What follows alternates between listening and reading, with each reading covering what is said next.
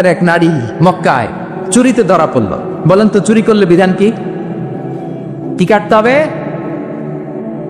চুরির বিধান হলো হাত কেটে দাও। দাও সেটা গোপনে নয়, প্রকাশ্যে জনসম্মুখে হাত কেটে দাও।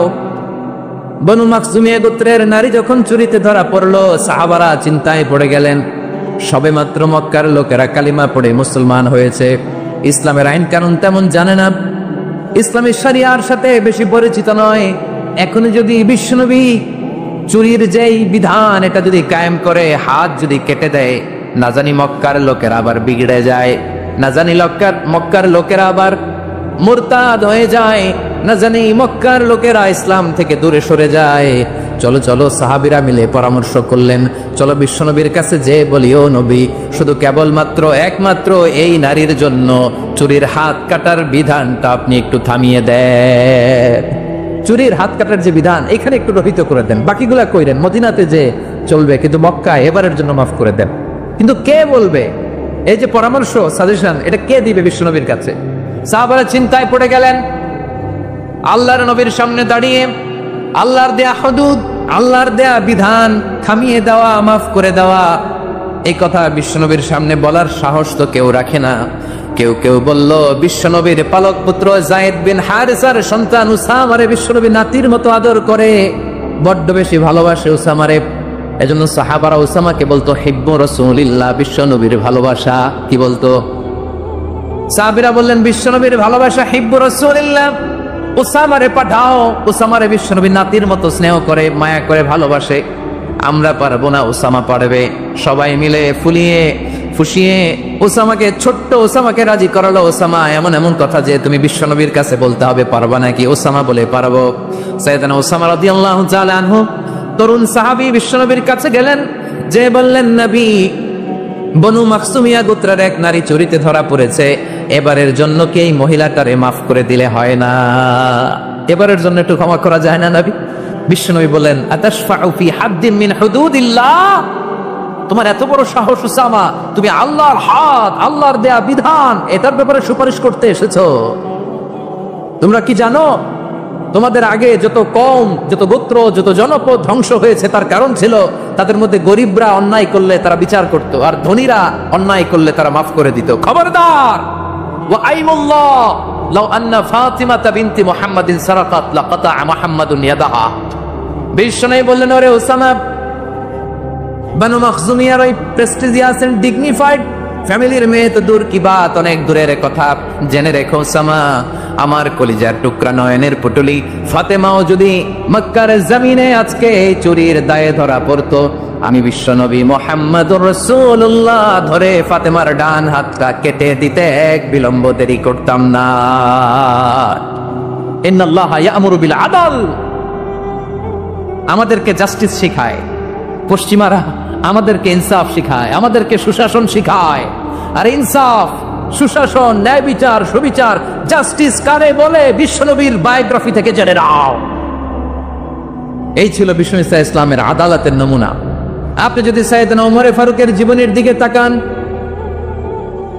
এমন কঠোর, এমন বীর সেনানী ছিলেন। সাইয়েদনা ওমর ফারুক যদি রাস্তার এই মাথা দিয়ে হাঁটা শুরু করতেন, শয়তান ওমর ফারুককে দেখলে ওই রাস্তা রেখে দিয়ে অন্য রাস্তা দিয়ে হাঁটতো। সুবহানাল্লাহ। ওমর ফারুক রাদিয়াল্লাহু তাআলা আনহু কি পার্সোনালিটি ছিল, কি পার্সোনালিটি! আমাদের এলাকায় ছোট বাচ্চারা রাতে ভাত খেতে চায় না, আমার মেয়েটাও খেতে চায় না, এই এটা দিব ওইটা দিব, আজকে মাহফিলে আসার সময় বলে দিছে লিস্ট করে এটা এটা আনতে হবে। তো ছোট্ট বাচ্চাদের অনেক বায়না থাকে, ওরা রাতে খেতে চায় না। তো মায়েরা বিভিন্ন ভয় দেখায়, এই বাঘ আসবে, বাঘ আসবে খাও, এই ভূত আসবে, ভূত আসবে খাও। আপনারা কি বলেন চট্টগ্রামে? কি আসবে? হ্যাঁ, ভূত, ভূত, ভূত আসবে, বাঘ আসবে, খাও খাও খাও, তাড়াতাড়ি খাও। তো বাচ্চারা এগুলো শুনে ভয় খেতে শুরু করে। মদিনার জমিনেও একই ঘটনা ঘটতো। মদিনার ছোট্ট ছোট্ট সোনামণিরা খেতে চাইতো না। তো মায়েরা বলতো, হা হুয়া ইয়াতি ওমর, হা হুয়া ইয়াতি ওমর, ওই যে ওমর আসতেছে, ওমর। ওমরে ফারুকের কথা শুনলে বাচ্চারা একেবারে ঠান্ডা। সুবহানাল্লাহ পড়বেন না? প্রভু তুমি বলেছ রাসূল দেবে না, বলনি দেবে না ওমর, বলনি দেবে না হামজা তারি, খালিদ বিজয় সমর। প্রভু তুমি বলেছ রাসূল দেবে না, বলনি দেবে না ওমর, বলনি দেবে না হামজা তারি, খালিদ বিজয় সমর। প্রভু তুমি বলেছ রাসূল দেবে না। আল্লাহু আকবার। ওমর ফারুক রাদিয়াল্লাহু তাআলা আনহু, ওনার কথা শুনলে গায়ের মধ্যে গুজবাম হয়, গায়ের পশমগুলো দাঁড়িয়ে যায়। সুবহানাল্লাহ বলেন। কি পার্সোনালিটি ছিল, কি ব্যক্তিত্ব ছিল। মুনাফিকরা ওমর ফারুককে জমের মতো ভয় পেতেন। শয়তান, খুদ শয়তান এই রাস্তা দিয়ে আসলে শয়তান অন্য রাস্তা দিয়ে হাঁটতো। ওমর ফারুক রাদিয়াল্লাহু তাআলা আনহুর জীবনে যদি দেখেন, তাহলে সেখানে আপনি আদালতের, ইনসাফের, সুশাসনের, জাস্টিসের নমুনা দেখতে পাবেন। কয়টা শুনবেন? সাইয়েদনা ওমর ফারুকের রাদিয়াল্লাহু তাআলা আনহুর সন্তান আব্দুর রহমান মিশরে মদ খেয়ে মদ্যপ অবস্থায় ধরা পড়েছে। মদ খাওয়ার কারণে, মদ যদি কেউ পান করে আর যদি প্রমাণিত হয়, তার বিচার হলো 80 বেত। আওয়াজ করে বলেন কয় বেত? বাংলাদেশেও তো এই আইন আছে নাকি? বাংলাদেশে আছে? হ্যাঁ, মদ খাইলে 80 বেত, এই আইন বাংলাদেশে চালু হোক। আমরা চাই কি চাই না? চাই সবাই। এজন্যই তো ইসলাম ভাল লাগে না। ইসলামকে ভাল লাগে না। ইসলামকে আউট করে রাখতে পারলেই তো এরকম বড় বড় বোতল খাওয়া যায়। একেবারে সহজ, পানির মতো সহজ, হিসাব একেবারে সহজ। ওমর ফারুক রাদিয়াল্লাহু তাআলা আনহুর ছেলে ভুল করে মদ পান করে ফেলেছিলেন। আব্দুর রহমান, ঘটনা ঘটেছে মিশরে। মিশরের গভর্নর তখন আমর ইবনে আস রাদিয়াল্লাহু তাআলা আনহু। আব্দুর রহমানের ভাই যে গভর্নরকে বলল, গভর্নর যদি একটু দয়া করেন, খলিফার ছেলে আমার ভাই আব্দুর রহমান মদ্যপ অবস্থায় ধরা পড়েছে, জনসম্মুখে যদি আপনি বেত্রাঘাত করেন আমাদের প্রেস্টিজ থাকে না। যদি 80 বেত আপনি মারেন আমার কোনো কথা নাই, কিন্তু ঘরের ভেতরে মারেন। আব্দুর রহমানের ভাইয়ের সুপারিশ শুনে সাইয়েদনা আমর ইবনে আস রাদিয়াল্লাহু তাআলা আনহু রাজি হয়ে গেলেন। ঘরের ভেতরে লোকচক্ষুর আড়ালে 80 বেত তিনি মানলেন। কিন্তু ঘটনাক্রমে এই কথা লুকিয়ে লুকিয়ে ঘরের ভেতরে 80 বেত মারার কথা সাইয়েদনা ওমর ফারুক মদিনা থেকে জানতে পারলেন। মদিনা থেকে তিনি ফরমান জারি করলেন, এই বিচার যেমনটি আমর ইবনে আস আদায় করেছে, এটা প্রকৃতপক্ষে আদায় হয় নাই। আসো সবাই মদিনায় আসো, আমর ইবনে আস মদিনায় আসো, আব্দুর রহমানও আসো, সবাই আসো, জনসম্মুখে এই বিচার কার্যকর করতে হবে। সাইয়েদনা ওমর ফারুক মসজিদে নববীর পিলারের মধ্যে নিজের ছেলেকে বাঁধলেন, আবার জনসম্মুখে 80টা বেত তার গায়ের মধ্যে মারলে। মাজমুয়ে ফাতাওয়া ইবনে তাইমিয়া রাহিমাহুল্লাহ উনি এটা নকল করেছেন।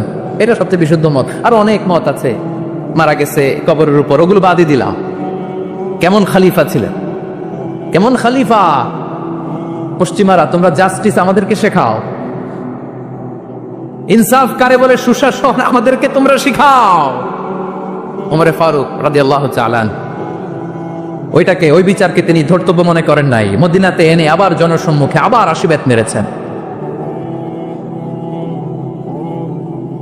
মিশরে ওমর ফারুক রাদিয়াল্লাহু তাআলা আমর ইবনে আসকে গভর্নর করে পাঠালেন।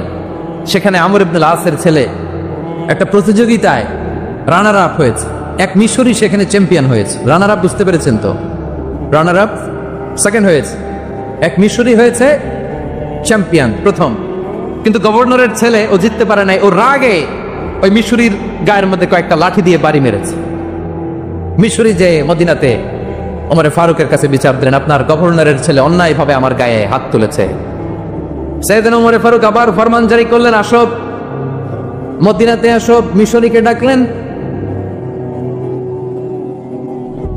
ওই মিশরের গভর্নর আমর ইবনে আস রাদিয়াল্লাহু তাআলা আনহুকে ডাকলেন, তার ছেলেকেও ডাকলেন। সবাই বসে রইল। আমর ইবনে আস রাদিয়াল্লাহু তাআলা আনহু মাথা নিচু করে বসে আছেন, লজ্জায় কাচুমাচু। হায় হায়, আজকে আমার ছেলের কারণে আমিরুল মুমিনিন খলিফাতুল মুসলিমিন ওমর ফারুকের কাছে আমি জনসম্মুখে লজ্জিত হচ্ছি। সাইয়েদনা ওমর ফারুক বললেন, এই নাও লাঠি। গভর্নরের ছেলে তোমার মাথার মধ্যে যতগুলো বাড়ি মেরেছে, আজকে জনসম্মুখে তুমি অতগুলা বাড়ি মারো। মিশরি বলে, থাক, আপনি যে ডেকে আনছেন সবার সামনে এটা বলছেন, এতেই আমি খুশি। আল্লাহু আকবার। আপনার মহানুভবতা দেখে আমি খুশি, আর অপমানের দরকার নাই।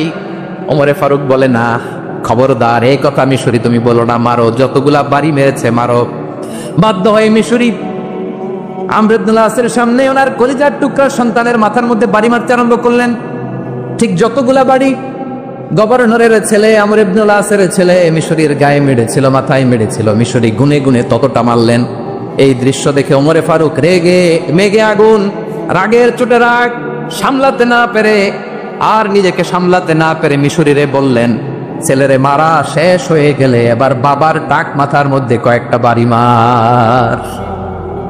রাগের চোটে, আউট অফ অ্যাঙ্গার, রাগের চোটে যে আমার পাঠানো গভর্নর আমর ইবনুল আস তার ছেলেকে কেন আদব তারবিয়া কেন শিক্ষা দিতে পারে না, ছেলেরে মারা হইলে এবার আমর ইবনুল আসের মাথার মধ্যে দুইটা মারো। এটা রাগে বলেছেন, এটা শাস্তি হিসেবে না। সুবহানাল্লাহ পড়েন। তোমরা আমাদেরকে সুশাসন শিখাও, আমাদেরকে সুশাসন শিখাও। বিশ্বনবী বলেন আদল এটা জানাতন বিষয় না, এটা দিয়েই মানবিক সমাজ গড়তে হবে। আল্লাহ তাআলা কিয়ামতের কঠিন ময়দানে যেদিন স্বামী স্ত্রীকে চিনবে না, স্ত্রী স্বামীকে দেখে পালিয়ে যাবে, বন্ধু বন্ধুরে চিনবে না, পীর সাহেব মুরিদরে চিনবে না, মুরিদ পীর সাহেবরে চিনবে না, দলের কর্মী তার নেতারে চিনবে না, নেতা তার কর্মীরে চিনবে না, বন্ধু বন্ধুরে দেখে পালাবে। এই কঠিন মুহূর্তে সূর্যটা মাথার কাছে চলে আসবে, জমিনটা তামার জমিন হবে, আজকের জমিনের মতো নয়। মানুষ ঘর্মাক্ত ক্লান্ত শ্রান্ত মাথার মগজগুলো কানের ছিদ্র আর নাকের ছিদ্র দিয়ে বেয়ে বেয়ে পড়বে। বিশ্বনবী ফরমান কিয়ামতের ওই কঠিন ময়দানে 7 শ্রেণীর ব্যক্তিকে রব্বুল আলামিন তার আরশের নিচে ছায়া দিবেন। তার মধ্যে প্রথম শ্রেণীর ব্যক্তি হলো ইমামুন আদিল। ইমামুন আদিল, ন্যায়পরায়ণ শাসক, যে ইনসাফের সাথে বিচার করে, যে জাস্টিস সমাজে সার্ভ করে, যে সুশাসন নিশ্চিত করে, ওই ইমামুন আদিল। আদিল শব্দটা বুঝছেন না? ইন্নাল্লাহা ইয়া'মুরু বিল আদল, পাইছেন? আদিল। 7 শ্রেণীর ব্যক্তিকে আল্লাহ তাআলা সুশীতল আরশের নিচে ছায়া দিবেন, যেদিন তার দেয়া ছায়া ছাড়া কোনো ছায়া থাকবে না। এর প্রথম হচ্ছে ইমামুন আদিল, ন্যায়পরায়ণ শাসক। চিল্লায় বলেন সুবহানাল্লাহ। আবার বিশ্বনবী বললেন ইন্নাল মুকসিতিনা ইনদাল্লাহি আলা মানাবিরা মিন নূর আন ইয়ামিনির রহমান। কিয়ামতের দিন যারা ন্যায়পরায়ণ হিসেবে আল্লাহর সামনে দাঁড়াবে, কিয়ামতের দিন রব্বুল আলামিন তার আরশের ডান দিকে ওই ন্যায়পরায়ণ লোকদের জন্য আরশের ডান দিকে একটা নূরের মিম্বারে তাদেরকে বসার সুযোগ করে দিবে। আল্লাহর আরশের ডান দিকে ন্যায়পরায়ণ লোকদের জন্য আল্লাহ তাআলা নূরের মিম্বার বানাবে। 4টে কেন কথা মনে করেছেন?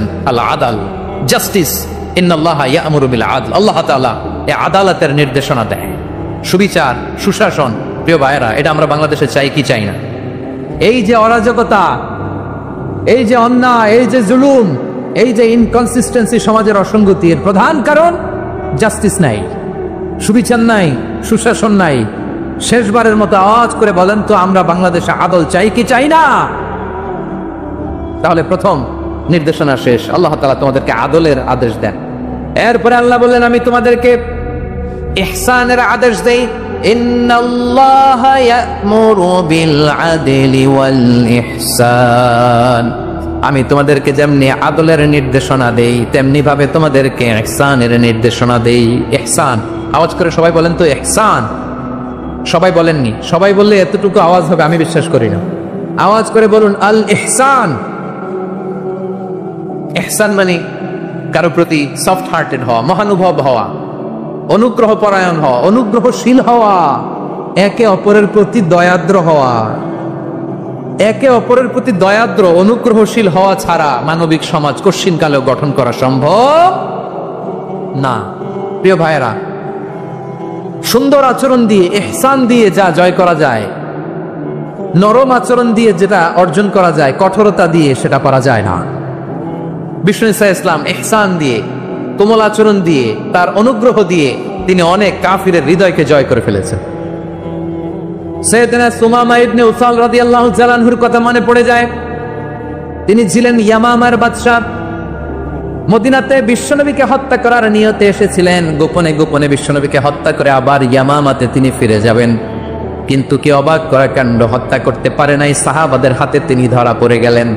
সাইয়েদনা সুমামা ইবনে উসাল রাদিয়াল্লাহু তাআলা আনহু হত্যার নিয়তে আসলেন, কিন্তু হত্যা করতে পারলেন না। সাহাবারা ওনাকে ধরে ফেললেন, ধরে মসজিদে নববীর পিলারের মধ্যে বেঁধে রাখলেন। সুমামা ইবনে উসাল, সিরাত থেকে শোনেন, সিরাত থেকে শোনাচ্ছি। রাদিয়াল্লাহু তাআলা আনহু ইয়ামামার অধিপতি ছিলেন। ইয়ামামা বিশ্বনবীকে হত্যার জন্য আসছেন, ধরা পড়ে গেছেন, এখন মসজিদে নববীতে বেঁধে রাখছে, তার মানে বন্দী। তো এখন স্ট্যাটাস কি? বন্দী, ক্যাপটিভ। তো বিশ্বনবী সাল্লাল্লাহু আলাইহি ওয়াসাল্লাম সাহাবাদেরকে বললেন, তার খোঁজ খবর নিও, সুমামা ইবনে উসালের খোঁজ খবর নিও। সাহাবারা বলেন, ইয়া রাসূলুল্লাহ, আপনাকে হত্যা করতে এসেছে, তার তো কঠিন ক্যাপিটাল পানিশমেন্ট হওয়া দরকার, কঠিন শাস্তি হওয়া দরকার। বিশ্বনবী বললেন, না, আমি যেটা জানি তোমরা সেটা জানো না, তোমরা সুমামার সাথে ভালো আচরণ করো। বিশ্বনবী সুমামার কাছে গেলেন। প্রথম দিন যে তিনি কালেমার দাওয়াত দিলেন, ইমানের দাওয়াত দিলেন, ইসলামের দাওয়াত দিলেন, রিসালাতের দাওয়াত দিলেন, আখিরাতের দাওয়াত দিলেন। পরের দিন যে বিশ্বনবী সালাতের দাওয়াত দিলেন, যাকাতের দাওয়াত দিলেন, ইসলাম কি, কিভাবে, কেমন করে পালন করতে হয় চমৎকার আর্টিকুলেট করতে শুরু করলেন। তন্ময় হয়ে সুমামা ইবনে উসাল রাদিয়াল্লাহু তাআলা আনহু বিশ্বনবীর কথাগুলো শুনতে আরম্ভ করলো। একদিন নয়, 2 দিন নয়, টানা 3 দিন বিশ্বনবী সুমামার কাছে ইসলামকে প্রেজেন্ট করেছেন, উপস্থাপন করেছেন। আওয়াজ করে বলেন, কয় দিন? 3 দিন। 3 দিন মসজিদে নববীতে বাধা। আর সাহাবীদেরকে বললেন, তার খোঁজ খবর নিও, তোমরা যে রুটি বানাও এর মধ্যে সবচেয়ে ভালো আটার রুটিটা তারে দিও, সবচেয়ে রিফাইন্ড খেজুর, যেটা পিওর খেজুর, এটা তারে দিও। আর বিশ্বনবী নিজের ওট থেকে দুধ দহন করে ওনার বাড়ির এক কর্মচারীকে বলেছেন, দুধ দহন করে সুমামার জন্য নিয়ে যেও। সুবহানাল্লাহ পড়বেন না? সবাই তো অবাক, ইয়ামামা থেকে আসছে নবীকে হত্যা করতে, বিশ্বনবী দেখে তারে জামাই আদর করে, তাকে মজার মজার খাবার দিও, দুধ দিও, আদর আপ্যায়ন করো। একদিন নয়, 2 দিন নয়, টানা 3 দিন বিশ্বনবী এভাবে সুমামার কাছে যেয়ে যে ইসলামকে প্রেজেন্ট করতে আরম্ভ করলেন, ইসলামকে উপস্থাপন করতে শুরু করলেন, আর তাকে চমৎকার এন্টারটেইনমেন্ট আপ্যায়ন দিতে আরম্ভ করলেন। টানা 3 দিন যখন ইসলামের দ্য বিউটিজ অফ ইসলাম, ইসলামের সুমহান বাণী, সৌন্দর্য তার কাছে উপস্থাপন শেষ, তাকে আপ্যায়ন শেষ, বিশ্বনবী বললেন সাহাবাদেরকে, যাও এবার সুমামার হাতের পায়ের রশি দুটো খুলে দাও। তারা বললেন, ইয়া রাসূলুল্লাহ, কি বলেন আপনি? ও তো হত্যাকারী, সুযোগ পায় না, আপনারে মারতে পারে না, ছেড়ে দিলে আবার ও আপনার উপর তলোয়ার নিয়ে ঝাঁপিয়ে পড়বে। নবী, এই সিদ্ধান্ত আপনি নিতে যাবেন না। বিশ্বনবী বললেন, যেটা বলেছি সেটা করো, সুমামার রশিগুলো ছেড়ে দাও, সুমামার হাতে পায়ের রশিগুলো যে তোমরা খুলে দাও। সাহাবারা তর্ক জুড়ে দিলেন, লা ইয়া রাসূলুল্লাহ, এমনটা করবেন না, তো ভয়ঙ্কর, ভয়ঙ্কর খুনি, কি জানি কি হয়ে যায়। বিশ্বনবী বললেন, না, তার হাতে পায়ের রশিগুলো খুলে দাও। সাহাবারা বিশ্বনবীর কথা মতো তার হাতে পায়ের রশিগুলো খুলে দিল। সুমামা মুহূর্তের মধ্যে মসজিদে নববী থেকে বের হয়ে ইয়ামামায় ফিরে না যে মসজিদে নববীর পাশে একটা খেজুর বাগান ছিল, সেখানে চলে গেলেন। সেখানে একটা ছোট্ট কুয়া ছিল, কুয়ার পানি দিয়ে তিনি গোসল করলেন। সুবহানাল্লাহ পড়েন। কুয়ার পানি দিয়ে গোসল করে মসজিদে নববীর সামনে এসে বিশ্বনবী এবং সাহাবাদের সামনে দাঁড়িয়ে সাব্বাবা উঁচু করে বললেন, আশহাদু আল্লা ইলাহা ইল্লাল্লাহ ওয়া আশহাদু আন্না মুহাম্মাদান আবদুহু ওয়া রাসূলুহু। আল্লাহু আকবার। আমি সাক্ষ্য দিচ্ছি আল্লাহ ছাড়া কোনো ইলাহ নাই, আর মুহাম্মদ আল্লাহ তাআলার প্রেরিত বান্দা এবং রাসূল। প্রিয় ভাইয়েরা, ইহসান দিয়ে যা জয় করা যায়, কঠোরতা দিয়ে সেটা কুশ্চিনকালেও জয় করা যায় না। আওয়াজ করে বলেন, ঠিক কি না?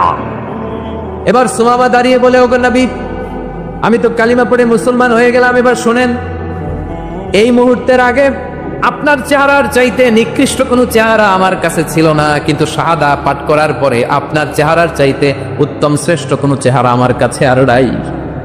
ও নবী, আজকের দিনের আগে ইসলাম ধর্মের চেয়ে নিকৃষ্ট অপছন্দনীয় কোনো ধর্ম আমার কাছে ছিল না, কিন্তু এই মুহূর্ত থেকে ইসলামের চেয়ে সেরা শ্রেষ্ঠ পছন্দনীয় কোনো ধর্ম আমার কাছে নাই। নবী গো, আজকের দিনের আগে মদিনার চাইতে অপছন্দনীয় নিকৃষ্ট কোনো শহর আমার কাছে ছিল না, কিন্তু এই মুহূর্তের পর থেকে মদিনার চাইতে কোনো শ্রেষ্ঠ শহর আমার জানা নাই।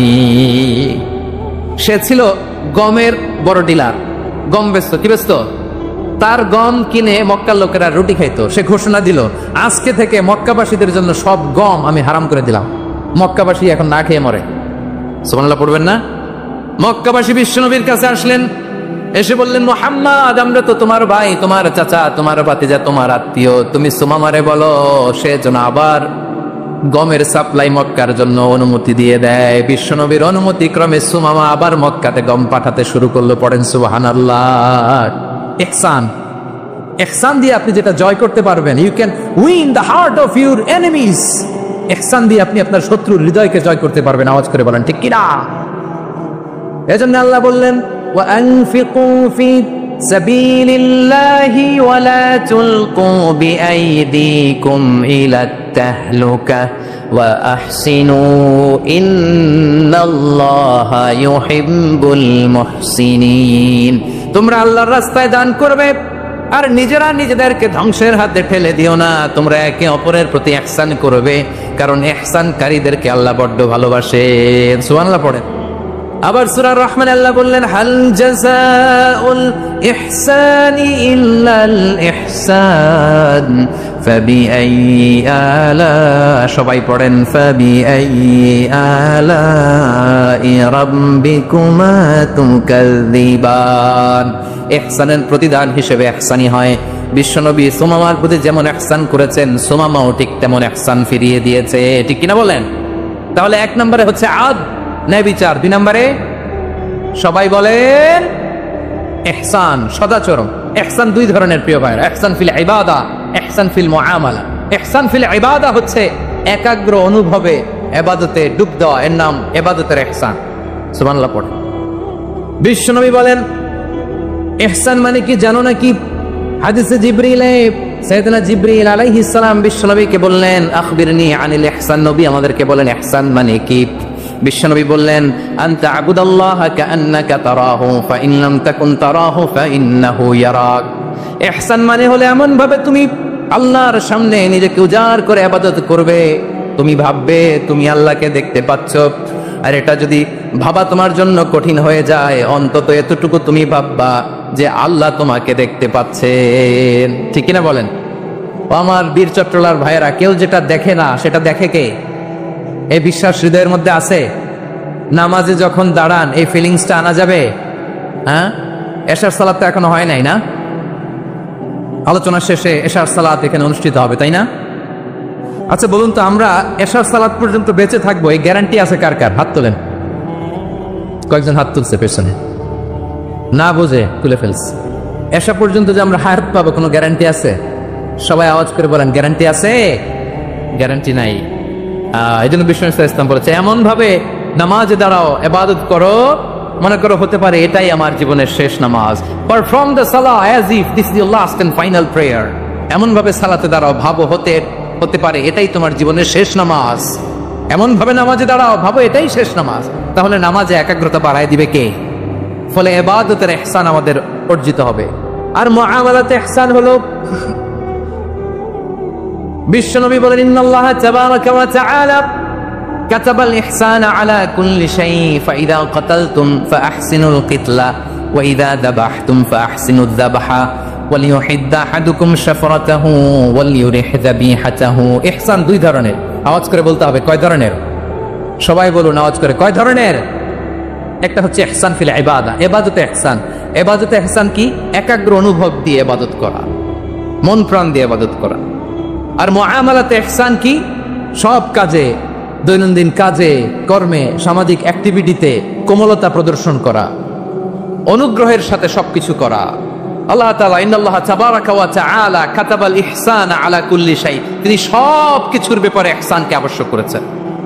সবকিছু, মুমিনের সব কাজে ইহসানের পরশ থাকবে। ওয়া ইযা কাতালতুম ফাআহসিনুল কিতলা। বিষ্ণু বলেন তুমি যখন কাউকে হত্যা করো ইহসানের সাথে করো। সুবহানাল্লাহ পড়বেন না? যখন হত্যা করো তখনও ইহসানের সাথে। আচ্ছা হত্যা করবো আবার ইহসান আসবে করতে করে, তো মেরেই ফেলবো আমি।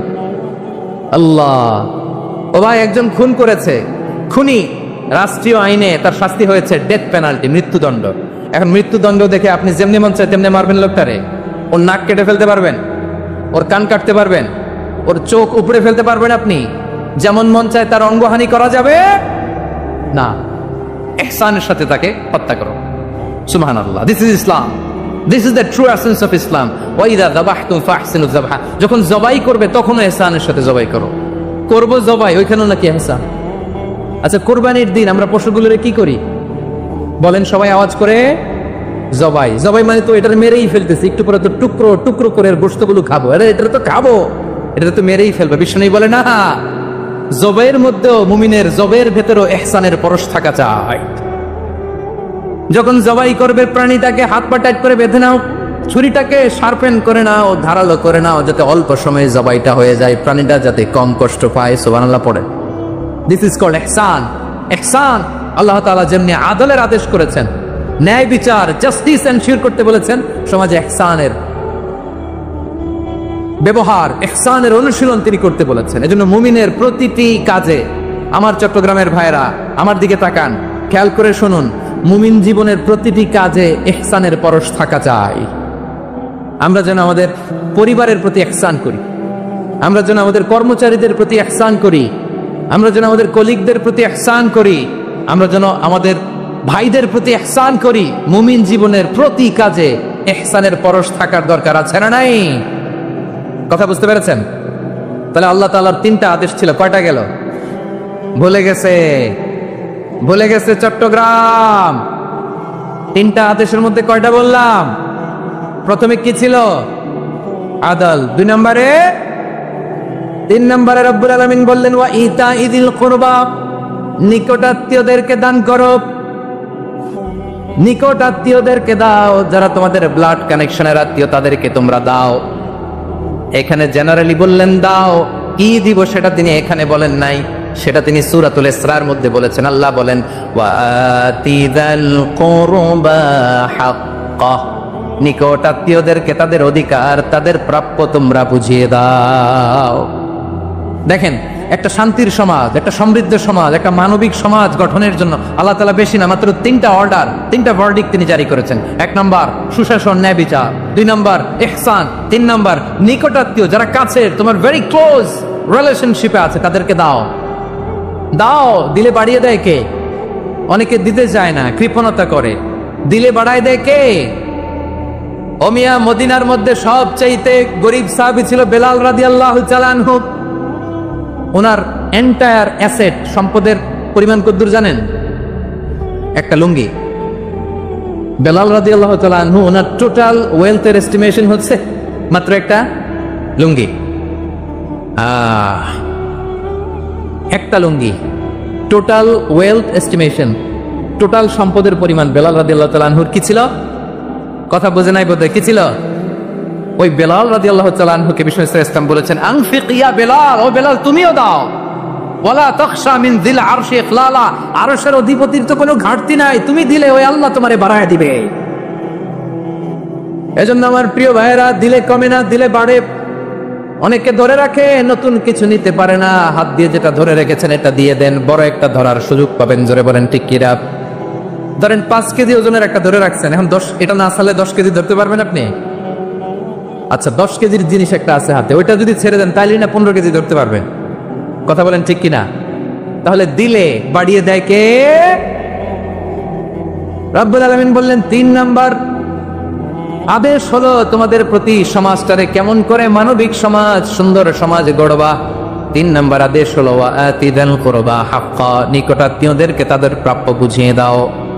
এই নিকটাত্মীয়দেরকে তাদের অধিকার বুঝিয়ে দেওয়া, প্রাপ্য বুঝিয়ে দেওয়াতে আমাদের গাফলতি আছে না নাই? চট্টগ্রামে নাই? মাশাআল্লাহ আছে, আছে।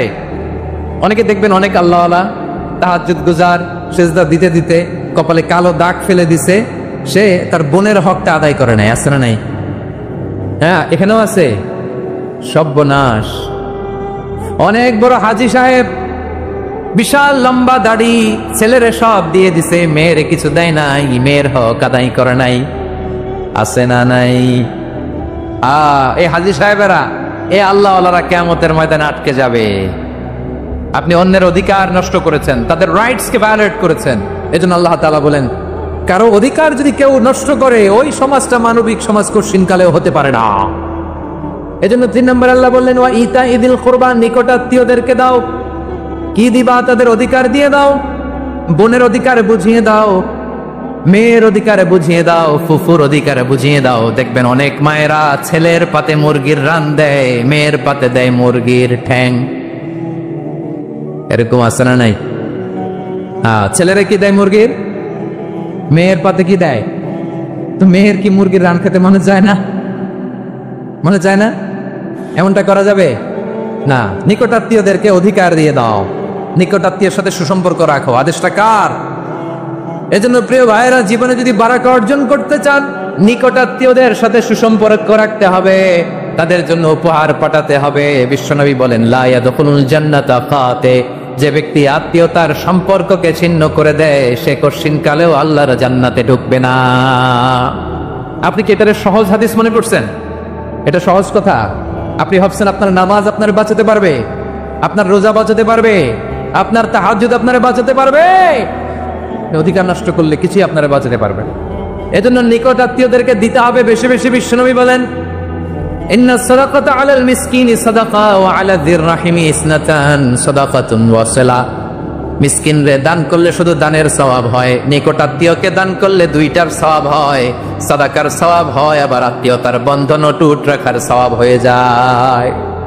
আবার বিশ্বনবী বললেন, মান সাররাহু আইয়ুবসাতা লাহু ফি রিজকিহি ওয়া ইনসাআলাহু ফি আসারিহি ফালইয়াসিল রাহিমা।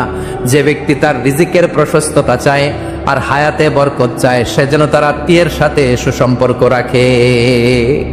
আমার প্রিয় চট্টলার ভাইয়েরা, আমাদের রিজিক বাড়ুক, এটা আমরা চাই কি চাই না? সবাই চান?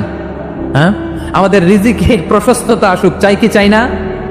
আমাদের হায়াতে বরকত আসুক, আমরা চাই কি চাই না? এই দুইটা যদি চান তাহলে নিকট আত্মীয়দের সাথে সুসম্পর্ক রাখবেন, পারবেন? তাহলে সমাজটারে মানবিক সমাজ বানায় দিবে কে? তিনটা আদেশ চলে গেল। কয়টা? আওয়াজ করে বলেন। 1 নম্বরে কি ছিল? 2 নম্বরে, 3 নম্বরে নিকট আত্মীয়দেরকে দান। আপনাদেরকে আরো শোনার আগ্রহ আছে? আপনাদের মনোযোগ আছে না গেছে? কষ্ট হচ্ছে না? মাশাআল্লাহ, মাশাআল্লাহ। তাকবীর পড়ুন, লিল্লাহি তাকবীর।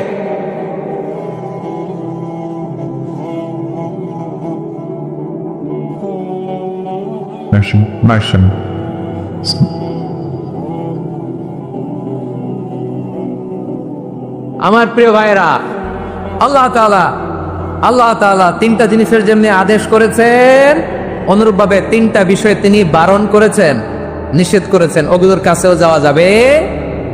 শুনবেন।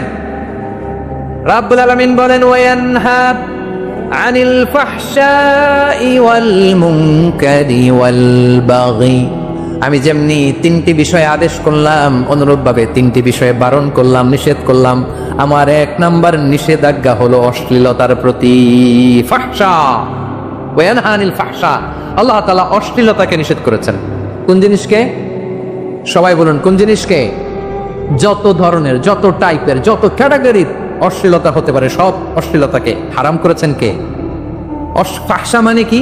কথায়, কাজে, আচরণে, কমেন্ট, ফেসবুকের কমেন্টসে যত ধরনের নোংরামো আছে, যত ধরনের অশ্লীলতা আছে, এটাকে আরবিতে বলে ফাহশা। এটাকে কি বলে? রাব্বুল আলামিন বলেন, কুল ইন্নামা حرم ربي الفواحش ما ظهر منها وما بطن। ও নবী, আপনি বলে দেন, আমার রব প্রকাশ্য অপ্রকাশ্য, স্পষ্ট কিংবা অস্পষ্ট, দৃশ্যমান কিংবা অদৃশ্যমান সব অশ্লীলতাকে হারাম করেছেন। সব ধরনের অশ্লীলতা হারাম, সব ধরনের।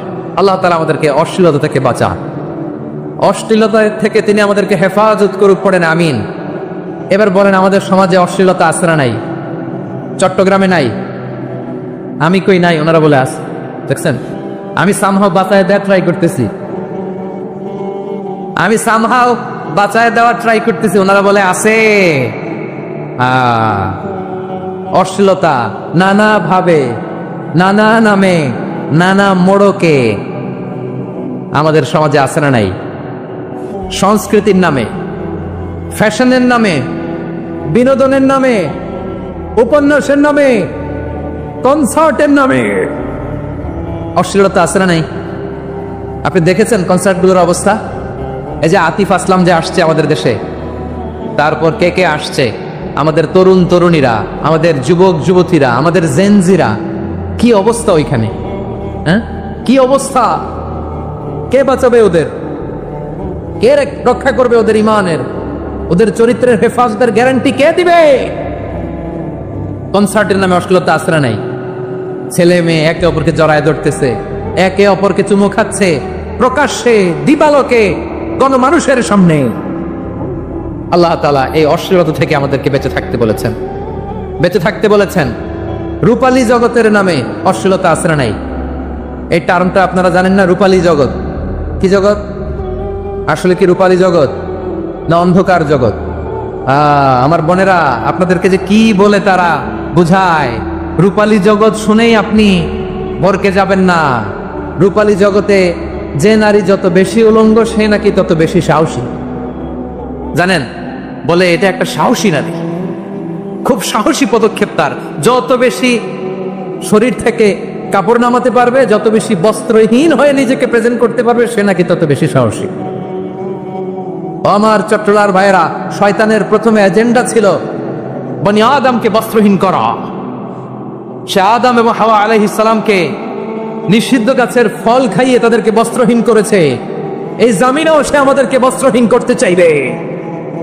এই রূপালী জগতের নামে তারা এটা করে। আমার প্রিয় বোনেরা, আপনি জানেন না আপনার দাম কত? ওরা আপনাদেরকে বিজ্ঞাপনের সস্তা পণ্য বানাতে চায়। ওরা আপনাদেরকে ওদের ভোগের লিপসার টুলস বানাতে চায়। ওরা আপনাদেরকে দিয়ে ওদের খায়েশ পূরণ করতে চায়। এটা আপনাদের জন্য মোটেও ডিগনিটি নয়, এটা আপনাদের জন্য সম্মান নয়। আপনার সম্মান শালীনতায়, আপনার সম্মান হেজাবে, আপনার সম্মান ভদ্রতায়, আপনার সম্মান আপনার ডিসেন্ট পোশাকে। পোশাক বলে দেয় এই নারীটা ভদ্র না অভদ্র। পোশাক বলে দেয় এই মেয়েটা কোন ঘরের মেয়ে। আওয়াজ করে বলেন ঠিক কিনা? আপনি জানেন না আপনারা সস্তা পণ্য বানায়, ভোগের পণ্য, বিলবোর্ডে আপনাকে উলঙ্গ করে উপস্থাপন করে। এই অশ্লীলতার সাথে ইসলামের কোনো সম্পর্ক। এজন্য আল্লাহ বলেন, আমি অশ্লীলতাকে হারাম করেছি। অশ্লীলতাকে হারাম করার প্রথম কারণ হলো এর মাধ্যমে মানবতাকে অপমানিত করা হয়। কারণ মানুষের সম্মান মানুষের পোশাকে। মানুষ যখন পোশাকহীন হয়ে যায়, বস্ত্রহীন হয়ে যায়, তার সম্মান কমে যায়, ঠিক কিনা? অশ্লীলতাকে হারাম করার প্রথম কারণ হচ্ছে মানুষ মানুষকে অপমান করে। একটা নারী, সে তো সম্মানিত। নারী যে কত সম্মানিত, নারীর এটা বুঝেই নাই। বিশ্বনবী বলেন, আর দুনিয়া কুল্লু হামাচা ওয়া খায়রু মাতা'আদ দুনিয়া আল মারআতুস সালিহা। আমার বোনেরা, 5টা প্যান্ডেলে আপনারা এলইডিতে আমার আলোচনা শুনছেন, আমি জানি। আপনাদের এই গর্ভ যে কত দামি আপনি জানেন না। আপনার পেট থেকেই আসবে আগামী দিনের সালাহুদ্দিন আল আইয়ুবী। আপনার পেট থেকেই আসবে অনাগত দিনের ইমাম মাহদী আল মুনতাযর। আপনার পেট থেকেই আসবে অনাগত দিনের ফয়সাল, ওয়াসিম, মুগ্ধ, আবু সাইদের মতো বীর যোদ্ধা।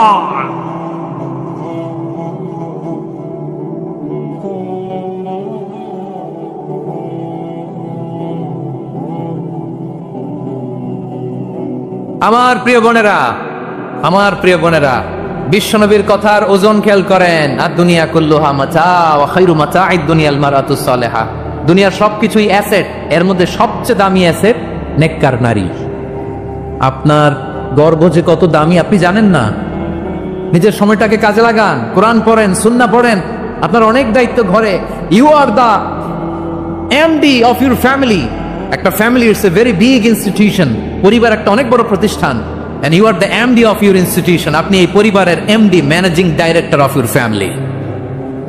এখানে আপনার কত দায়িত্ব। আপনি ছেলেমেয়েদেরকে তারবিয়া করবেন। আপনি আপনার স্বামীর জন্য ঘরটার জান্নাতের নীড় বানাবেন। আপনার জন্য জান্নাতের ডুপ্লেক্স বাড়ি ওইখানে তৈরি করে রাখবে কে? আপনি যে কত দামি আপনি জানেন না। নারীদেরকে আল্লাহ বানিয়েছেন উচ্চতর করে, নিম্নতর নয়। নারীদেরকে ছোট্ট জিনিস দিলে এটার বড় করে দেয়। নারীদেরকে ভ্রূণ দিলে, শুক্রাণু দিলে নারী এটারে বাচ্চা হিসেবে উপহার দেয়, ঠিক কিনা? বিয়ের মাধ্যমে স্বামী যখন তার শুক্রাণু তার স্ত্রীকে উপহার দেয়, স্ত্রী রিটার্নে কি উপহার দেয়? ফুল ফর্ম বেবি, মানব সন্তান। দেখছেন, আপনি দিলেন একটু, উনি দিছে বিশাল।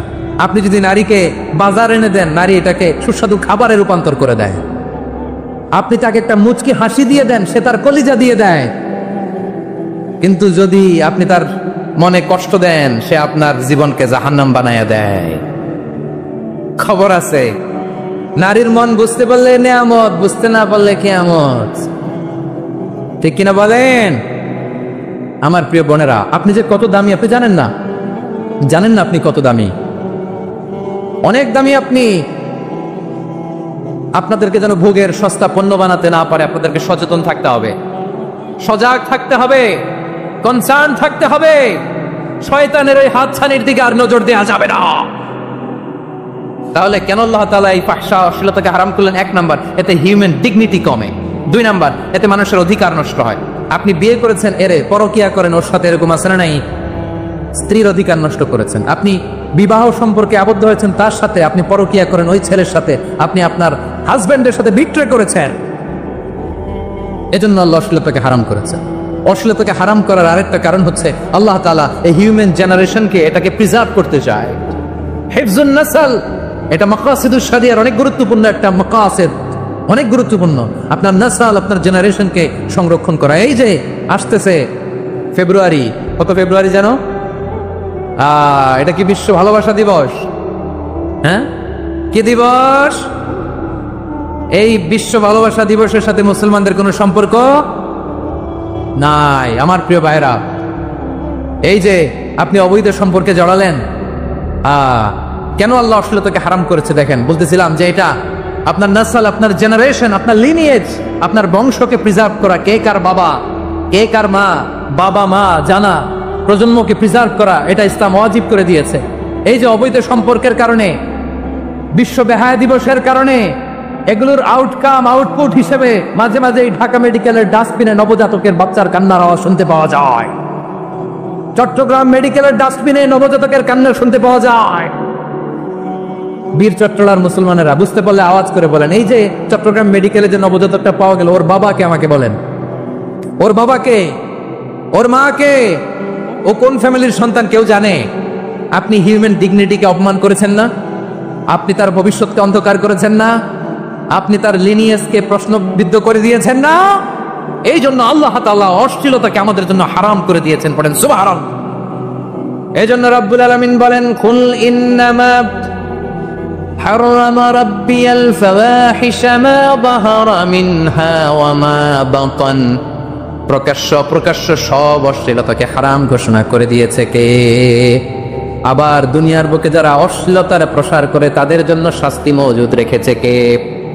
রব্বুল আলামিন বলেন, ইন্নাল্লাযীনা ইউহিব্বুনা আন তাশিআল ফাহিশাতু ফিল্লাযীনা আমানু লাহুম আযাবুন আলীমুন ফিদ দুনিয়া ওয়াল আখিরাতি ওয়াল্লাহু ইয়ালামু ওয়া আনতুম লা তা'লামুন।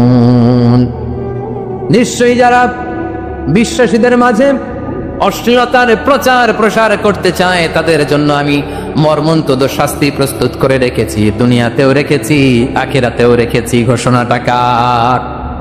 যারাই নাটকের নামে, সিনেমার নামে, রূপালী জগতের নামে, মুভির নামে, ওটিটি প্ল্যাটফর্মের নামে আমার সমাজে অশ্লীলতা ছড়াতে চায় তাদের জন্য কঠিন মর্মন্তুদ শাস্তি মজুদ রেখে দিয়েছে কে?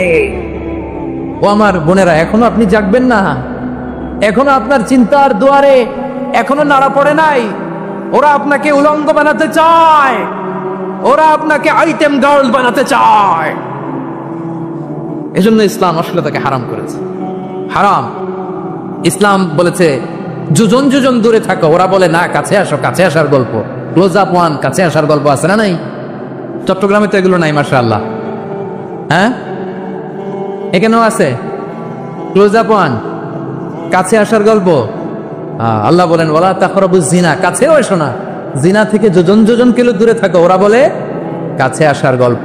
আমার বীর চট্টলার ভাইয়েরা, কাছে আসতে হলে আমরা কোরআনের কাছে আসব, কাছে আসতে হলে নবীর কাছে আসব, কাছে আসার গল্প হবে আমার রবের কাছে আসার গল্প। চিল্লায় বলো ঠিক কিনা?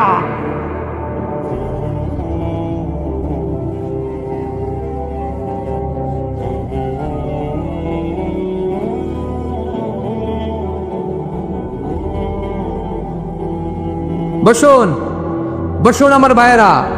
তাহলে অশ্লীলতার সাথে আমাদের কোনো সম্পর্ক? সবাই বলতে পারেননি, আওয়াজ করে বলুন, অশ্লীলতার সাথে আমাদের কোনো সম্পর্ক? আমরা এই সমস্ত ক্লোজ আপ ওয়ান, কাছে আসার গল্পের প্রোগ্রামে যাব? আমরা কোন ধরনের অশ্লীল কন্টেন্ট সোশ্যাল মিডিয়ায়, টিভিতে দেখব? কি যুগ যে আমরা কাটাচ্ছি আপনি কল্পনা করতে পারবেন না। পর্ন ইন্ডাস্ট্রি, নারী পুরুষের বস্ত্রহীন যুগল দৃশ্য, এটাকে দিয়ে ওরা কোটি ডলারের ইন্ডাস্ট্রি বানিয়েছে। পুরো মানব ইতিহাসে এরকম জঘন্য সময় মানব ইতিহাস পার করে নাই। পর্ন এটা ইন্ডাস্ট্রি হয়ে গেছে। আমাদের এই যুবকগুলো, জেনজিগুলো, ওদের চরিত্র বাঁচাবে কি করে? কেমন করে হেফাজত করবে ওদের এই মূল্যবান চরিত্র? আমার প্রিয় ভাইরা, এই অশ্লীলতার দ্য লেটেস্ট ভার্সন হচ্ছে LGBTQ, শরীফ থেকে শরীফা। শুনছেন আপনারা? দেখতে পুরুষ, আসলেই পুরুষ, সুস্থ একজন পুরুষ, 4 সন্তানের বাবা, বলে আমি মনে মনে নারী। দেখতে নারী, সুস্থ নারী, আসলেই সে দিব্যি একজন নারী, বলে আমি মনে মনে পুরুষ। সবচেয়ে ভয়ঙ্কর অশ্লীলতার সবচাইতে লেটেস্ট ভার্সন হচ্ছে এই ট্রান্সজেন্ডারিজম। সুস্থ পুরুষ